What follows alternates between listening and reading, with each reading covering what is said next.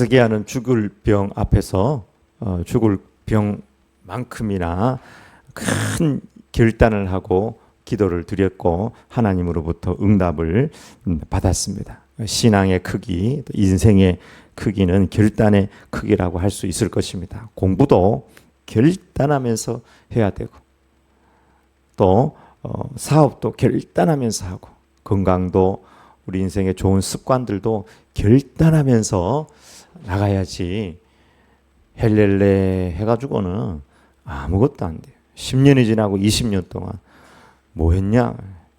헬렐레하게 살았습니다. 그거밖에 안 되는 거예요. 하나님을 향한 믿음의 결단을 할 때 그 결단 위에 하나님께서 응답하시고 기름 부으시는 줄 믿습니다. 작은 시련 앞에 넘어지지 않고 주님을 향한 믿음의 결단으로 또 주님 가신 길을 따라가길 소망합니다. 이제 하나님께서 치유해 주신다 하는 약속을 받은 히스기야의 그 이후의 삶에 대한 스토리를 통해서 하나님의 음성을 듣기를 원합니다. 첫 번째, 무화과 반죽을 사용하신 하나님을 만나게 됩니다. 다 같이 읽어보겠습니다. 이사야가 이르되 무화과 반죽을 가져오라 하매 무리가 가져다가 그 상처에 놓으니 나으니라. 이 무화과 반죽을 사용하신 하나님에 대한 신앙은 통합신앙이라고 이렇게 명명하고 싶습니다. 네, 날 15년이 연장되고 아수르의 왕의 손에서 너를 구원할 것이다, 이런 말씀을 주셨는데요. 특별히 15년 연장하겠다는 말은 그가 가진 이 불치병을 고쳐주신다는 의미입니다. 하나님께서 고쳐주시겠다고 하시면 직접 다이렉트로 나을지어다, 고침 받을지어다 하면서 이사야가 딱 고쳐주시면은 얼마나 좋겠어요. 그러면은 하나님께 더 큰 영광이 돌아가지 않겠습니까? 근데 별것 아닌 무화과 반죽을 가지고 오라 해가지고 사람들에게 시켜가지고 무화과 반죽을 이렇게 상처에 발라가지고 치료를 하였다는 것이죠. 실제로 이 무화과 반죽은 다양한 약재로 사용이 되었다고 하는데요. 무화과에는 항산화 혹은 항염 작용하는 성분을 가지고 있다고 알려져 있습니다.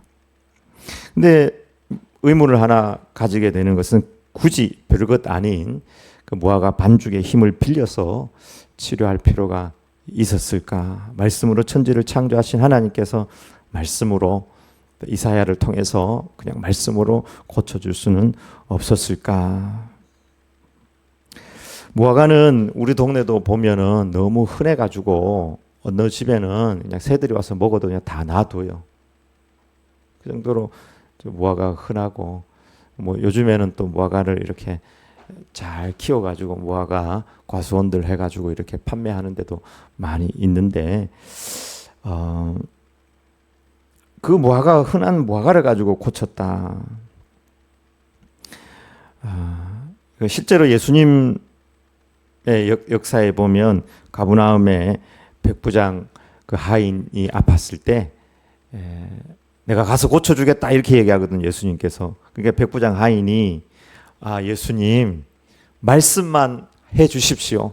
저도 내 밑에 부하들이 있는데 좌양좌 우양우 앞으로 가 하면 다 순종하니까 예수님 제 집에 들어오는 것을 제가 조금 감당하지 못하겠습니다. 주님 명령하시면 내 집에 있는 그 하인에게 원격으로 임해가지고 분명히 내 하인이 나을 줄 믿습니다. 이렇게 얘기한 거예요. 예수님께서 그 백부장의 믿음을 대단한 믿음이라고 그렇게 칭찬했습니다. 그것처럼 히스기야도 나을지어다 하면서 고치면 하나님께 더 영광이 돌아가지 않을까. 이곳에서 우리가 발견하는 하나님은 물론 말씀으로 무에서 유를 창조하시는 전능하신 하나님이시지만 때로 현실의 방법도 무시하지 않으시는 하나님이라는 사실입니다. 상처에는 약을 써야죠. 약을 써야죠. 하나님은 상식을 초월하시지만 지식과 과학도 친히 창조하셨다는 사실을 우리는 기억해야 합니다. 우리에게 허락하신 일반 은총도 하나님께서 우리에게 주신 선물입니다. 이것이 바로 균형 잡힌 믿음의 사람들의 신앙입니다. 똑같이 병이 생겨서 치료를 하여도 믿음의 사람들은 먼저 하나님을 기억하고 하나님 앞에 기도하고 혹은 기도를 받고 병원 치료를 받습니다. 병원에서 약을 쓰고 치료하지만 하나님께서 이 병원을 통해서 약을 통해서 나를 치유하여 주셨다 믿고 감사하는 사람이 통합신앙의 믿음의 사람들입니다. 그러나 요즘에는 보면 하나님보다 무화과를 더 중요하게 생각하면서 아프면 병원 가야지 왜 교회 가서 목사님 귀찮게 하고 사람들에게 또 부담을 주느냐. 조용히 병원 가서 그냥 나 혼자 치료받고 오겠다. 이러면 아닙니다. 하나님은 영입니다. 우리의 영이 먼저 하나님 앞에 반응을 하는 동시에 통합신앙으로 육의 것을 해야 될 줄 믿습니다. 예수님도 한 시각장애인을 고쳐주실 때 충분히 즉각 그 자리에서 치유할 수 있었거든요.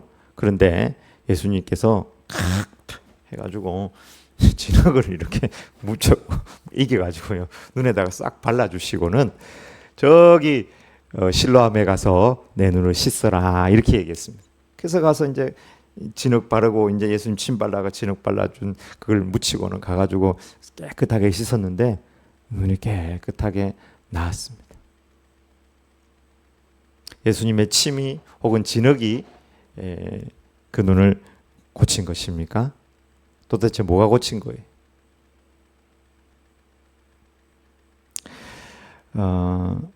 예수님께서 그냥 말씀으로 그 자리에 고쳤다면 많은 사람들 앞에서 더 영광을 받았을 텐데 그럼에도 침으로 이긴 진흙을 눈에 바르고 실로암 목가에 가서 씻으라 한 것은 여러 가지 의미가 있다고 생각을 합니다. 그 첫 번째는 이 통합신앙의 어떤 목적이라고 할 수 있는데요. 고난 중에 믿음의 순종을 시험하는 것이다. 이렇게 볼 수 있습니다. 나도 좋은 약, 좋은 병원 알고 있다. 좋은 병원 소개해주고 좋은 약 소개해주고 믿음이 먼저인데 그것만 먼저 의지하는 것은 하나님께서 그 과정을 통해서 뭔가 일을 행하시려고 하시는 것이죠. 아람의 군대 장관 나아만이 나병이 걸려가지고 엘리사에게 찾아왔을 때 엘리사가 보지도 않고 저기 요단강에 가서 7번 몸 씻고 너희 집으로 돌아가라 이렇게 얘기하거든요. 그때 나아만이 하는 이야기가 샹 하면서 딱 돌아서면서 우리 고향 아람에는 바르발과 아마나 바르발 이 똥물 같은 요단강 물보다 얼마나 깨끗하고 좋은 강들이 있는데 이곳에서 몸 씻으라고 하면서 돌아가요. 그러다가 자기의 친한 측근이 아니 이거보다 더한 일도 시키면 안 했겠습니까? 그까짓 그 몸 7번 씻으라고 하는데 그건 못 하겠습니까? 순종해 보십시다 하며 순종했을 때 그 병이 깨끗하게 나았던 것을 보게 됩니다. 고난 중에 믿음의 순종이 어렵거든. 그 믿음의 순종을 시험하는 것이다. 이렇게 볼 수 있고요. 두 번째, 모든 창조물은 하나님의 은총의 도구라는 사실을 우리로 깨닫게 하시는 겁니다. 여러분 우리에게 주어진 일반 은총들 지금 우리가 누리고 있는 것들은요. 조선시대의 왕들이 누리는 것보다 더 대단한 것을 지금 우리가 누리며 살아요. 여름에 하나 아이스크림 사 먹는 그 아이스크림이요. 옛날 왕들이 저 프랑스의 왕족들이 먹었던 거예요. 일반 서민들은 꿈에도 생각 못하는 거예요. 지금 누리고 있는 것들 대단한 것들이 우리가 먹는 뭐 아스피린이 타이레놀이 뭐 하나 약 이런 것들이 얼마나 큰 하나님의 축복의 은혜인지 몰라요. 다 하나님의 은총의 도구, 일반 은총의 도구다. 근데 그걸 보면서도 불평하고 좌절하고 이 모든 천지를 만물이 하나님께서 창조하신 일반 은총의 도구임을 깨닫게 하고 마지막으로 그 순종의 과정을 통해서 어떤 영적인 깨달음을 주고 우리를 좀 더 높은 곳으로 인도하기 위한 과정이라고 이렇게 볼 수 있습니다. 신앙은 통합적이고 입체적입니다. 앞뒤 겉과 속을 다 채우고 통합하려는 노력이 필요합니다. 하나만 딱 붙들고 살면요, 그게 단 줄 알아요. 내가 체험한 거 있으면 그거 하나가 단 줄 알고. 넓게 보고 깊게 보고 길게 볼 수 있어야 합니다. 기도가 중요합니다. 그러나 더 중요한 것은 기도한 만큼 사는 것이 중요합니다. 건강을 위해서 기도한다면 충분한 영양 공급과 운동, 휴식 이런 것이 동시에 따라야 돼. 건강을 위해서 기도하면서 건강에 대한 삶이 따라야 돼. 순종이 따라야 되겠죠. 부흥을 위해서 기도한다면 부흥만큼이나 큰 헌신과 전도와 땀과 눈물이 필요합니다. 부흥을 위해서 기도를 하면서 헌신이 없다면 반쪽짜리 신앙도 안 될 것입니다. 사랑을 위해 기도한다면 사랑의 수고가 반드시 뒤따라야 합니다. 축복을 위해서 하나님 앞에 기도한다면 축복받을 일을 반드시 해야만 하나님께서 축복해 주십니다. 이것이 바로 통합 신앙입니다. 어린아이 신앙은 통합적으로 보지 못하는 신앙입니다. 가장 통합 신앙은 모든 것을 사랑의 눈으로 보고 사랑으로 행하는 것입니다. 제가 이걸 깨닫고 이제 또 그리스도를 본받아 책을 보니까 거기도 그렇게 나와 있더라고요. 모든 일을 사랑으로 하라. 내가 어렸을 때는 말하는 것이 어린아이와 같고 깨닫는 것이 어린아이와 같고 생각하는 것이 어린아이와 같다가 장성한 사람이 되어서는 어린아이의 일을 버렸노라. 여러분 어린아이의 일을 버리시길 바랍니다. 말하는 것도 애 같고 깨닫는 것도 애 같고 막 생각하는 것도 다 애 같다가 장성한 사람이 되어서는요 사랑으로 모든 것이 돌아서는 거예요. 우리가 지금은 거울을 보는 것 같이 희미하나 그때는 얼굴과 얼굴을 대하여 볼 것이요. 지금은 내가 부분적으로 아나 그때는 주께서 나를 아신 것 같이 내가 온전히 알리라. 그런즉 믿음, 소망, 사랑 이 세 가지는 항상 있을 것인데 그 중에 제일은 사랑이라. 사랑이라. 통합 신앙, 사랑의 신앙으로 살아가는 저와 여러분의 삶이 되길 축복합니다. 두 번째, 확신하는 신앙을 가진 히스기야를 만나게 됩니다. 8절부터 10절까지 읽어보겠습니다. 히스기야가 이사야에게 이르되 여호와께서 나를 낫게 하시고 3일 만에 여호와의 성전에 올라가게 하실 무슨 징표가 있나이까 하니 이사야가 이르되 여호와께서 하신 말씀을 응하게 하실 일에 대하여 여호와께로부터 왕에게 한 징표가 임하리이다. 해그림자가 십도를 나아갈 것이니까 혹 십도를 물러가게 할 것이니까 하니 히스기야가 대답하되 그림자가 십도를 나아가는 것은 쉬우니 그리할 것이 아니라 십도가 뒤로 물러갈 것이니다 하니라. 왜 징표가 필요했을까요? 고쳐준다고 하면 믿어야지. 고쳐준다고 하면 믿어야지. 아멘 믿습니다 하고 기다려야지. 그런데 히스기야는 치유와 승리에 대한 징표를 하나님 앞에 요구하였습니다. 이사야가 어떤 징표를 하나님께서 당신에게 줄 건데요. 해시계로 그 징표를 줄 겁니다. 해시계가 매일 이렇게 돌아가는데 앞으로 나가게 할까요? 뒤로 나가게 할까요? 해시계는 늘 해가 이제 한쪽 방향으로 도니까 앞으로만 나가는데 뒤로 10도 물러가게 해주십시오. 배보다 배꼽이 더 큰 기적입니다. 자기 병이 낫는 것보다 더한 것을 요구하는 거죠. 저 2000년 전에 터키에 있는 해시계가 발견된 건데요. 옛날 사람들 참 지혜롭죠. 저렇게 돌멩이 해가지고 딱 하루를 표시를 해가지고 해시계로 딱 시계가 가도록. 우리도 저런 거 차고 다니면 햇빛 밑에 가면 해시계가 되죠. 동서남북만 딱 맞추면은.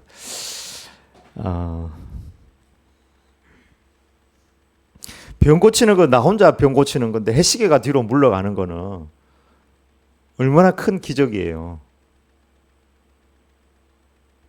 지구가 뒤로 돌다가 뒤로 가야 되는 거니까. 이 10도 뒤로 물러간다는 거는 계산을 해보니까 시간상으로 약 40분이 뒤로 물러가는 건데요. 이거는 인간이 도저히 할 수 없는 일을 보여달라는 그런 의미겠죠. 다르게 말하면 저에게 확신을 주십시오. 히스기야는 하나님께 확신의 징표를 요구하였고 확신의 신앙을 가졌다고 볼 수 있습니다. 확신하는 믿음은 결단하는 믿음만큼이나 중요합니다. 확신을 가지고 하나님 앞에 살아가는 신앙입니다. 모세의 믿음은 확신하는 믿음이었습니다. 처음에 하나님께서 그 떨기나무 불 가운데서 그를 불러가지고 너를 내가 사용해서 내 민족을 구원하겠다 이렇게 했을 때 자꾸 거절하는 거예요. 아예 보낼 만한 자를 보내소서. 나는 입이 둔한 자입니다. 말도 제대로 못합니다. 보낼 만한 자를 보내소서 막 이러거든요. 그러니까 하나님께서 네 가지고 있는 지팡이를 던지라 하니까 막 지팡이가 뱀이 되는 거예요. 꼬리를 잡으라니까 꼬리를 잡으니까 다시 지팡이가 되고 네 손을 네 품에 넣어봐라. 넣었다 빼니까 손에 막 하얗게 나병이 생겼어요. 곰팡이처럼 막 나병이 확 생기. 다시 집어넣었다 빼라. 넣었다 빼니까 깨끗하게 되었습니다. 물을 떠가지고 나일강에 뿌려봐라. 뿌려보니까 나일강이 피로 변하는 거예요. 다시 부으라 하니까 또 깨끗하게 되고. 이런 과정을 통해서 모세가 점점 하나님에 대한 확신, 하나님의 하나님 되심과 하나님께서 나와 함께 하심에 대한 확신을 가지게 되었습니다. 그리고 확신하는 믿음을 딱 가졌을 때 이집트를 향해 나가는 거예요. 아무도 모세를 믿어주는 사람 없었습니다. 이집트는 파라오가 있고 군대가 있고 수많은 조직이 있고 시스템이 있고 모세는 모세의 말처럼 모세를 믿어주는 그 백성들도 모세를 안 믿어줘요. 도대체 네 누구냐 갑자기 촌노가 나타나가지고 지도자처럼 행세하고 아무것도 없는데 확신하는 믿음을 가지는 그 순간에 제로가 아닌 걸로 하나님 앞에 나가게 됐습니다. 바울도 마찬가지입니다. 핍박자에서 순교자까지 갈 수 있었던 것은 그가 확신하는 믿음을 가졌기 때문입니다. 특별히 다메섹 도상에서 예수님을 만나게 된 것이죠. 사울아 사울아 왜 네가 날 핍박하느냐. 주여 누굽니까 하면서 그 예수님 만난 그 감정이 너무 커서 사도행전에 3번 나오거든요. 3번이나. 한 번은 그 사건이 기록되어 있고 두 번은 간증하는 내용이 나와요. 사도 바울의 인생에 있어서 결정적으로 예수님을 만난 그 사건은 너무나 큰 확신을 주었습니다. 그리고 사도 바울도 천국 지옥을 보고 온 거죠. 3000층을 경험하고 왔습니다. 그래서 천국에 대한 것이 너무 분명하니까 현실에 받는 고난, 어려움, 아픔 그 받을수록 더 좋아하는 거예요. 나를 위하여 면류관이 준비되었다고. 그런 확신을 가지고 사역을 했던 것은 사도 바울 안에 분명한 주님을 향한 천국을 향한 확신이 있었기 때문입니다. 다니엘의 확신도 마찬가지입니다. 포로에서 하나님의 종으로 그렇게 사용될 수 있었던 것처럼 그가 여러 번 하나님을 경험하고 다니엘은 하나님을 확신하며 살았습니다. 특별히 사자굴에서 하나님을 경험했죠. 사자들이 배가 많이 고팠거든요. 사실은. 어떻게 알아요?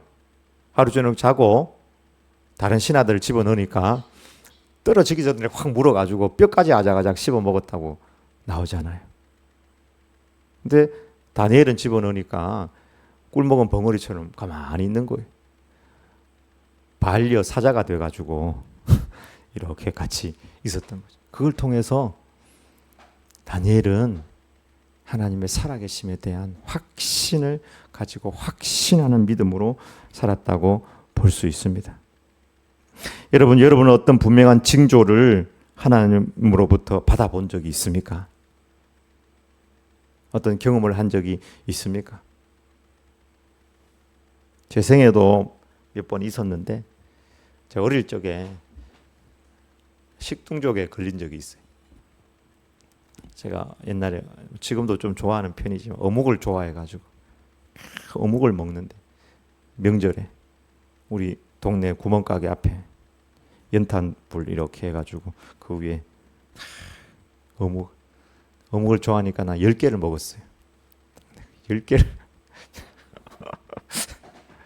근데 그거 한 개 먹은 애들도 다 식중독이 걸렸어. 다들 집에 누워가지고 막 설사를 하고, 막 저도 집에 누워 설사를 하고 고통하고 아파하고 있는데 교회에서 신방을 와가지고 장로님이, 그땐 장로님들이 신방 다녔어. 장로님들이 신방 와가지고 주일날 내가 교회 안 왔다고 신방 와가지고 기도해주고, 괜찮다, 이제 낫다, 교회 가라. 그래가지고 아니 그 옛날 식중독 걸려가지고 꼼짝 못한 애를 교회 가라고 그래가지고 제가 벌떡 일어나가지고 교회 갔어요. 그때는 그랬어요. 하나님께서 나를 치유해 주신 거예요.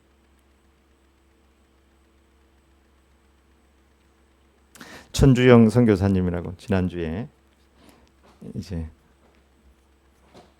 책을 누가 주셔가지고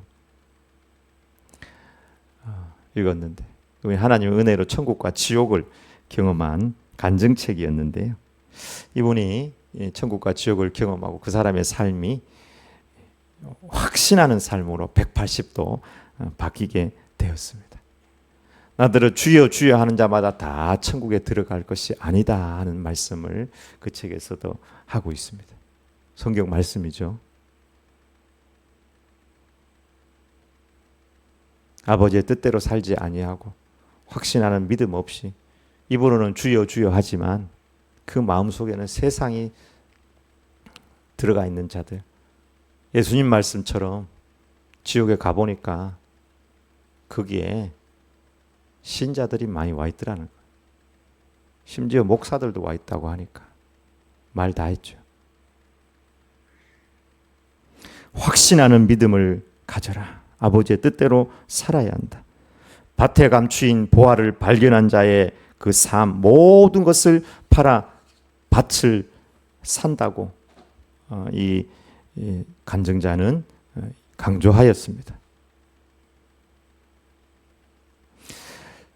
천국을 갈 수 있다는 거짓된 착각에서 깨어나라, 이런 얘기를 합니다. 여러분 뜨끔하지 않습니까?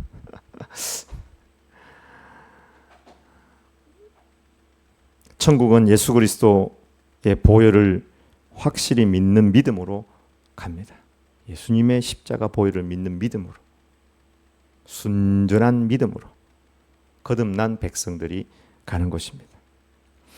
물론 그녀의 책은 매우 주관적인 경험을 바탕으로 쓰여졌지만 그 주관적인 경험이 그녀의 삶을 확 바꾼 것은 확실한 것 같습니다. 매일 기도하고 전도하고 빛으로 살려고 노력하고 주님과 동행하기에 최선을 다하고, 처음에 2012년도에 이제 천국 지옥을 경험하고, 너무 그때 이제 이분이 선교사로, 태국 선교사로 갔다 와서 힘들고 막 애 키우면서도 돈도 없고 막 신용 불량자가 되고, 남편은 막 기도원에 올라가서 기도만 해버리고 하니까, 그래서 이제 그 천국 지옥 경험하고 간증을 다니면서 사례비를 받으니까 이게 이제 자기 마음이 안 좋은 거예요. 딱 1년 만에 하나님 거저 받았으니까 거저 주겠습니다 하면서 이제 무료로, 지금도 보니까 무료로 천국 지옥 간증을 하시고, 책 간증집도 요즘 책들이 다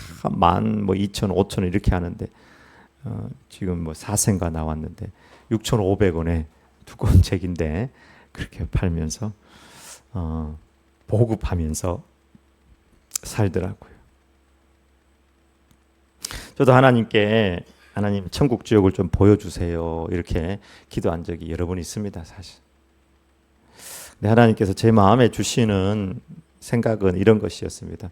너는 안 가봐도 믿잖아, 이런 것이었습니다. 저는 천국 지옥을 믿습니다.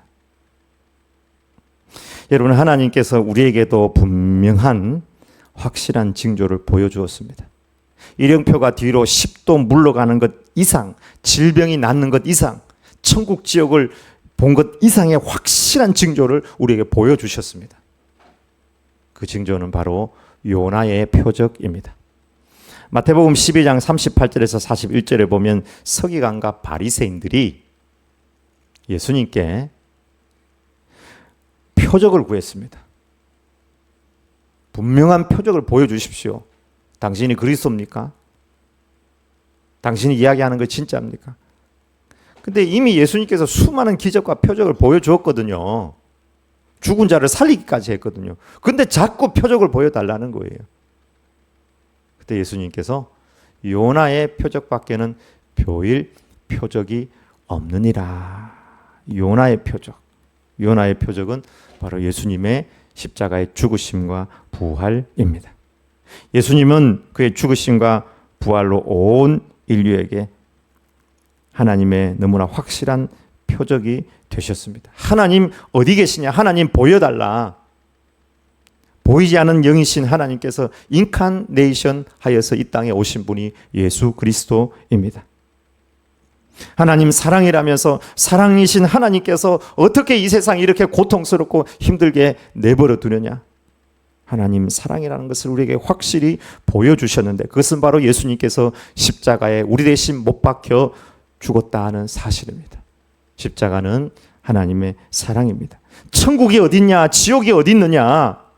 주님은 부활하심으로 말미암아 사람이 한번 죽으면 끝나는 것이 아니라 죽고 난 다음에 반드시 심판이 있음을 예수님께서 죽고 부활하심으로 우리에게 확증해 주셨습니다. 예수님의 부활은 너무나 확실한 증거가 많이 있습니다. 예수님의 부활은 확실한 역사적 사실입니다. 사랑하는 성도 여러분, 하나님은 우리가 확신하는 신앙으로 살아가기를 원합니다. 안개 속을 막 더듬더듬 거리면서 가다가 자빠지고 쓰러지고 세상을 향하고 세상보다 세상을 더 탐하고 욕망하는 그런 삶으로 살아가는 것이 아니라 주님을 향하여 확실한 표대를 정하고 달려가는 신앙으로 살길 원하십니다. 확신의 신앙은 두 가지입니다. 첫 번째는 회개하는 신앙입니다. 확신하는 신앙은 천국과 지옥, 주님의 날 사랑하심을 확신할 때 우리 가운데에는 회개 신앙으로 나타납니다. 내가 얼마나 하나님의 사랑을 저버리고 여전히 탕자처럼 살아가고 있는가 하는 것입니다. 나의 미지근한 신앙과 육적인 것을 추구한 마음을 다 회개하는 신앙, 확신하는 신앙입니다. 두 번째는 천국을 준비하는 뜨거운 신앙입니다. 여러분, 이 세상은 잠깐입니다. 하나님의 나라를 위하여, 하나님의 의를 위하여 달려가고 수고하기를 바랍니다. 죄의 깊은 잠과 뜬 세상의 꿈을 어서 깨어나라. 나의 친구여, 은혜 받은 날과 구원 얻을 때가 지금 온 세상에 선포되었네. 죄의 깊은 잠과 뜬 세상의 꿈. 여러분, 이 세상 정말 뜬 세상 아닙니까? 한때 이 세상을 주물럭거렸던 사람들 다 어디 가셨습니까? 김일성, 김정일이, 그 사람들도 다 죽고, 삼김들도 다 죽고, 김대중, 김종필, 김영삼, 전두환, 노태우 이런 사람들 다 죽고, 그들이 남긴 게 도대체 무엇입니까? 요한계시록에 보면 행위록이 있는데 모든 것이 기록되어 있는 행위록이 있습니다. 우리의 행위, 우리의 삶은 하나님 앞에서 하나하나 기록되고 있음을 성경은 계시하고 있습니다. 하나님 나라를 바라보면서 충성하는 삶을 살길 바랍니다. 골로새서 3장 1절에서 4절을 보면 너희가 예수님과 함께 다시 살리심을 받았다면 위의 것을 찾으라. 위의 것을 생각하고 땅의 것은 아예 생각하지도 말아라. 이는 너희가 죽었고 너희 생명이 그리스도와 함께 하나님만에 감추어졌습니다. 우리 생명이신 그리스도께서 나타나실 그때 너희도 그와 함께 영광 중에 나타나리라. 저도 이 간증 그 책을 읽고 몇 가지 좀 은혜 받은 걸 정리를 했는데 몇 가지를 여러분에게 소개하면, 첫 번째는 세상에서 못 누렸다 애통하지 말아라. 이 세상에서 나는 어디도 못 가고 나는 명품도 없고 뭣도 없고 뭣도 없다. 절대로 이 세상에서 누리지 못한 거 애통하지 말고 주님 위하여 사십시오. 주님 위하여 받는 고난 핍박 다 하늘나라의 집이 되고 재료가 되고 축복이 되고 영광이 됩니다.